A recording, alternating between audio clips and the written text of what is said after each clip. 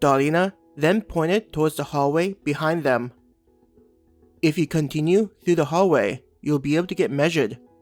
An important statistic that you'll need to pay attention to is your absorption rate. The higher your absorption rate, the faster your body can take in the energy. After you get measured, there'll be a slight test you'll need to pass in order to become an adventurer. Tanaka got up and stretched, feeling it was weird to sit down for so long in a darkened room. A part of her wanted to just lay on the bench and sleep. With there being no threats, her body was starting to adjust and return back to before that night. The others had a similar expression, though there was also a sense of excitement. It was clear that the younger ones were looking forward to getting their bodies measured. Kawa looked a little apprehensive, especially after the talk of a test. "You okay?" Tanaka said to Kawa. Slowly nodding. "I'm actually not that good at taking tests." Kawa nervously smiled. "I'm sure it's not that type of test."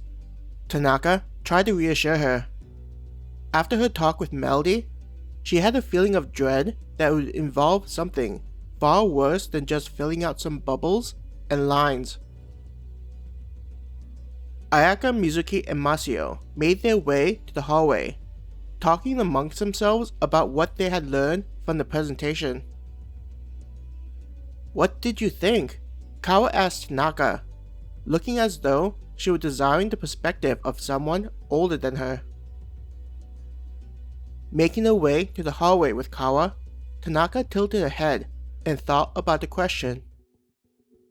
"I think that what Star Moon created is going to allow the most number of people to survive in the new world, which is a good thing."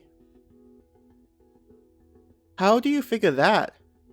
Kawa asked, seeming to appreciate the distraction from thinking of the test.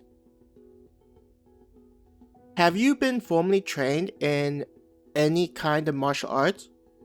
Tanaka asked the younger woman. Kawa shook her head. "I was more interested in fashion and boys." Her cheeks turned red, seen even in the darkened space. Tanaka smiled, feeling as though it made sense, considering the woman looked the type that'd hang out in front of a convenience store with their friends. Kawa also wore clothing that wasn't suited for being outside, compared to the military uniform that Tanaka wore. "That's why I think you'll do fine in this type of environment. Considering your interest in fashion, it's even possible that you create clothing that adventurers could wear, using the material gathered on the other side of the portal."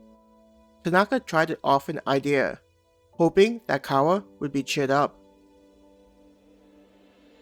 Hearing about the idea of making fashionable outfits that adventurers could wear, Kawa's expression brightened. "Then, I don't have to fight monsters?" she asked. Tanaka held up a hand. "Hold up. Now, I don't know about that. I think there may be some instances where you'll need to fight monsters. But, compared to other adventurers, it'll likely be a lot less." She quickly tried to stop the chain of thought, not wanting to cause a misunderstanding with the woman. Though Kawa didn't look to enjoy the idea of fighting monsters, the thought of creating outfits helped to offset the negative feelings. "We may need to fight monsters when we first start off, in order to gather enough guild points. I suspect if you want to go down the fashion route, you'll need a lot of working capital. At least Star Moon will provide a work environment for free, with the necessary tools," Tanaka said. They continued to talk about what they were looking forward to after becoming an adventurer, but soon the hallway ended with it opening up to a large room. In the room were numerous machines lined up in a row, each of them had a robot next to it. As Tanaka got closer, she noticed that each of the robots was the same as the one in the presentation